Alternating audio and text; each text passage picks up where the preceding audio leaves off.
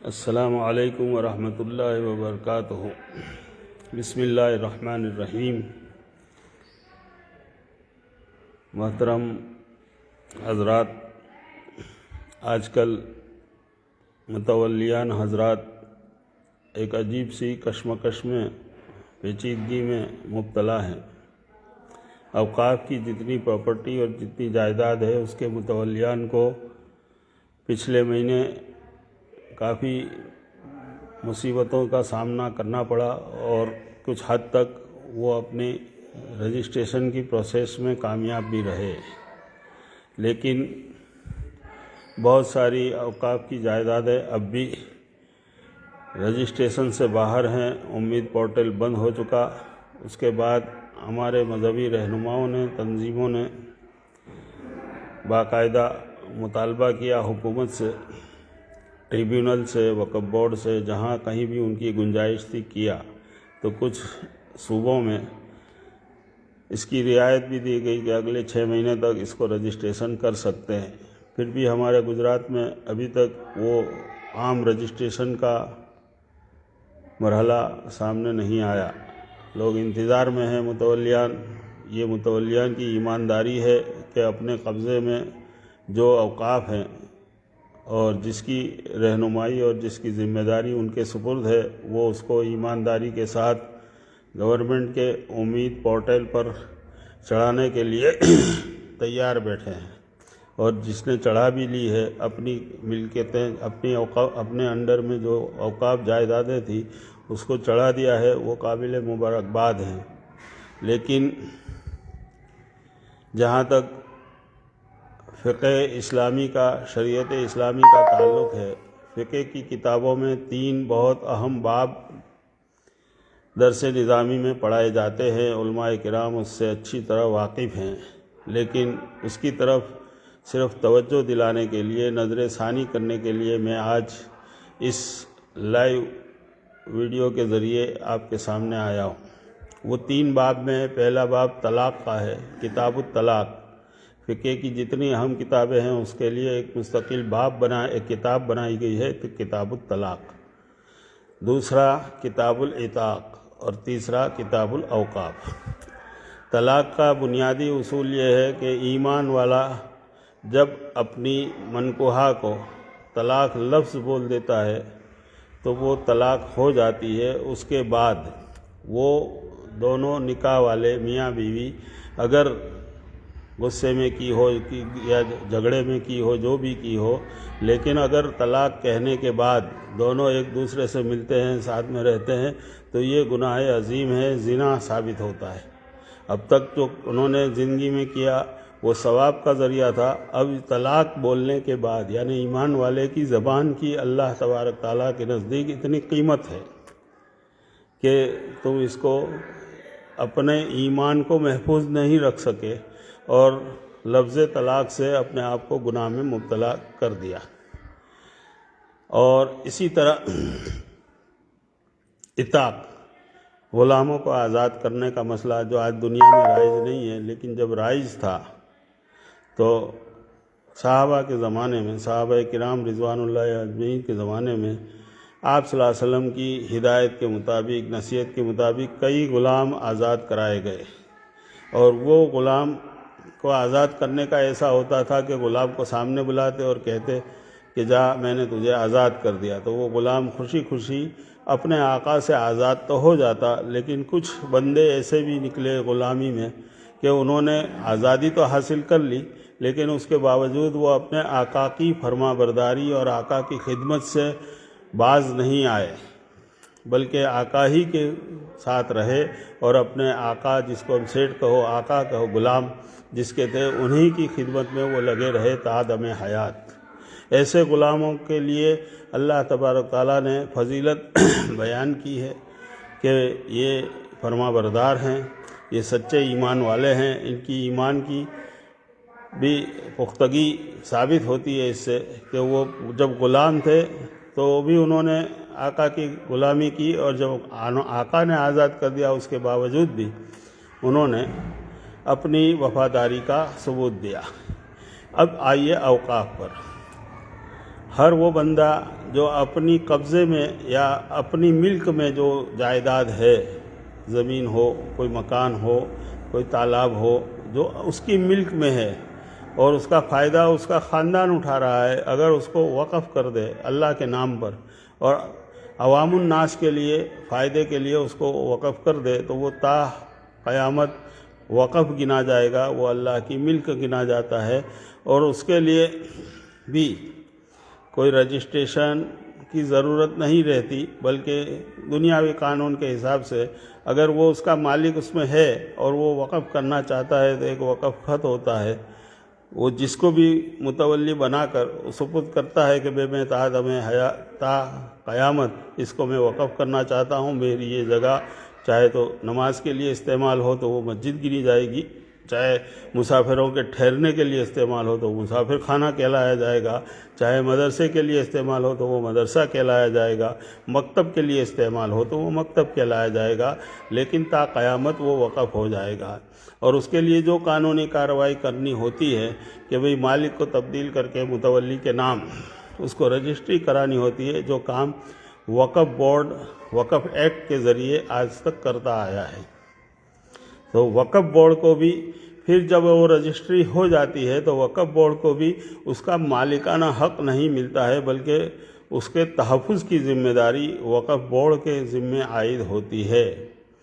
قانون یہی کہتا ہے، وقف ایکٹ 95 میں یہی باتیں لکھی ہوئی ہیں کہ تحفظ کی ذمہ داری وقف بورڈ کی ہوتی ہے، اور بورڈ جو ہے وہ گورنمنٹ کے انڈر میں ہوتا ہے۔ اب آیا اس زمانے میں وقف ترمیمی بل، اور اس میں اسی وقف ایکٹ میں کافی ترمیمات کی گئی، اور وہ ترمیمات میں جو بھی ادھیڑ بن ہوئی وہ ہمارے سامنے ہیں۔ لیکن اب اس کے ساتھ ساتھ ایک امید پورٹل آیا کہ اس کو سینٹرلائز کر کے سینٹرل گورنمنٹ کے پاس اس کا ڈیٹا پہنچایا جائے۔ اس کے لیے اب وقف پراپرٹی کی ساری جائیداد اور اس کا آمد و رفت خرچ کا پورا نظام اور متولی کی پوری جانکاری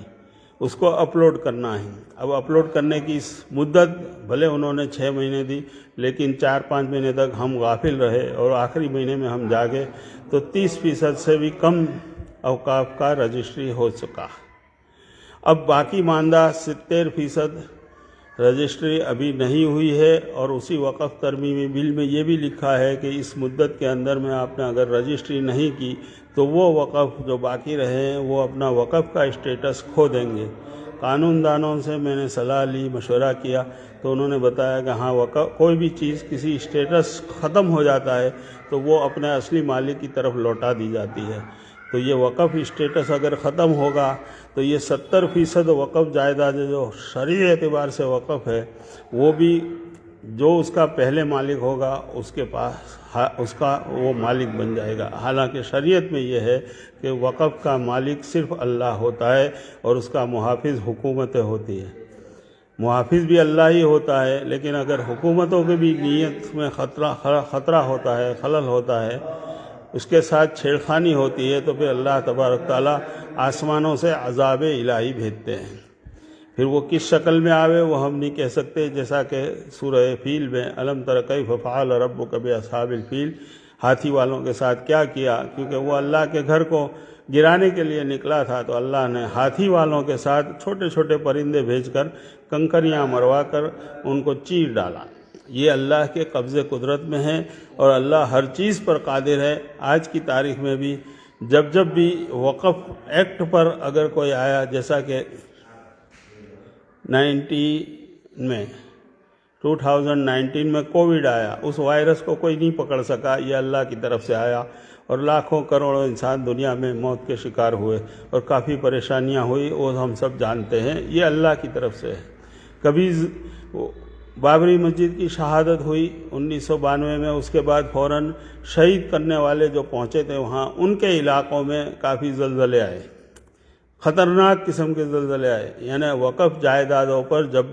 جب بھی چھیڑخانی ہوتی ہے تو یہ ہم کوئی مسلمان نہیں کرتا، بلکہ ان اوقاف کی جائیدادوں پر اللہ کا اگر کوئی قبضہ کرتا ہے تو اللہ کا غصہ غضب نازل ہوتا ہے اور زمین کے کسی حصے کو وہ ہلا دے، کبھی سیلاب کر دے، کبھی کوئی بیماری پھیلا دے، یہ اللہ کے قبضے قدرت میں ہے، اس میں بندے کا کوئی یہ نہیں ہوتا، مسلمان نہیں کرتا۔ یہ بات بھی غلط ہے کہ مسلمان جس زمین پر انگلی رکھ دے وہ وقف ہو جاتی ہے، ایسا نہیں ہے۔ اس کی خود کی ملکیت جو ہوتی ہے وہ اگر وقف کرنا چاہے، اگر اس کی آمدنی سے، اس کی جمع شدہ پونجی سے وہ تھوڑا زیادہ ہے اور آخرت تک وہ اس کا ثواب کمانا چاہتا ہے تو وہ اس کو وقف کرتا ہے، تو پھر تا قیامت اس کا ثواب اس کو ملتا رہتا ہے۔ تو یہ ثواب کی خاطر جو وقف کی گئی جائیداد ہے وہ حقیقی معنی میں وقف ہے، لیکن اگر پورٹل پر نہیں چڑھا تو اس کا وقف اسٹیٹس ختم ہو جائے گا۔ یہ دنیا کا کوئی قانون اس کو قبول نہیں کرے گا، نہ انسانیت نہ مسلمان اس کو قبول کریں گے، یہ ہماری شریعت میں لکھا ہوا ہے۔ میں چاہتا ہوں کہ علماء کرام میرے اس بیان پر توجہ دیں اور نظر ثانی کریں، ان اوقاف کے باب پر کتاب الاوقاف کو کھولیں اور اس کو دیکھیں کہ مسئلوں کے اعتبار سے، شریعت کے اعتبار سے اور یہ وقف ترمیمی بل میں کہاں کہاں کانٹراڈکشن ہوتا ہے، کہاں اختلاف پیدا ہوتا ہے، اور ہماری وقف کی حیثیت کو کہاں مجروح ہوتی ہے، وہ اگر ہم سوچیں گے تو انشاءاللہ ہم کو کچھ راستہ ملے گا۔ باقی حکومت کے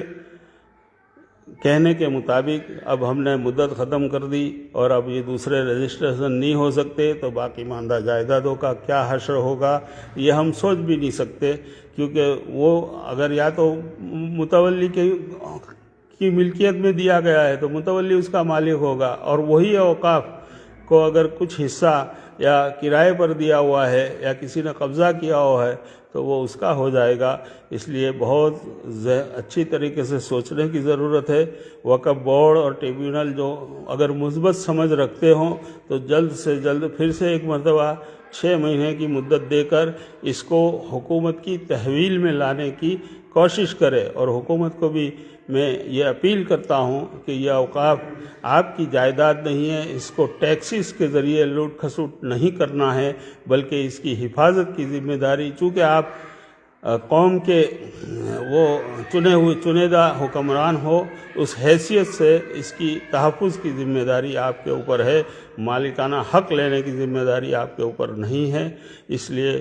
کوشش کرو اس بات کی کہ زیادہ سے زیادہ وقت رجسٹری کے اندر میں چلے جاویں، اور حکومت کی تحویل میں پھر چاہے بعد میں بھی 10 سال 20 سال بعد بھی اگر کوئی حکومت آتی ہے تو وہ دیکھے گی کہ ہاں یہ رجسٹری میں وقف ہے، تو پھر یہ ہمیشہ کے لیے ہماری امان میں ہے، ہمارے تحفظ میں ہے، ہمیں اس کی حفاظت کرنا ہے۔ کوئی اکیلا متولی کسی مسجد کی یا کسی مدرسے کی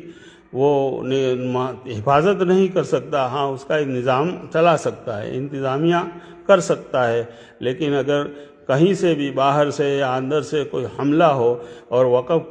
جائیداد کو نقصان ہو تو اس کی حفاظت کے لیے اکیلا متولی بیچارہ قاصر ہے، اس کے لیے حکمران کی مدد کی ضرورت ہوتی ہے۔ تو کاش کہ یہ میری بات لوگوں کو سمجھ میں آوے، اور علماء کرام خاص طور پر اوقاف کے مسائل کو جیسا میں نے تھوڑا بہت جانتا تھا تو اس ویڈیو میں پیش کیا، اسی طرح آپ بھی پیش کرتے رہیں تاکہ عوام کی بھی ذہن بنتا رہے کہ بھئی جو وقف چیزیں ہیں ان کے اوپر خرچ کرنا اور مزید جو بھی وقف کرنا اس کے لیے کیا ثواب ہے، وہ ہماری شریعت میں بے مثال موجود ہیں۔ اللہ کرے کہ میری بات سمجھ میں آوے۔ شکریہ، جزاک اللہ۔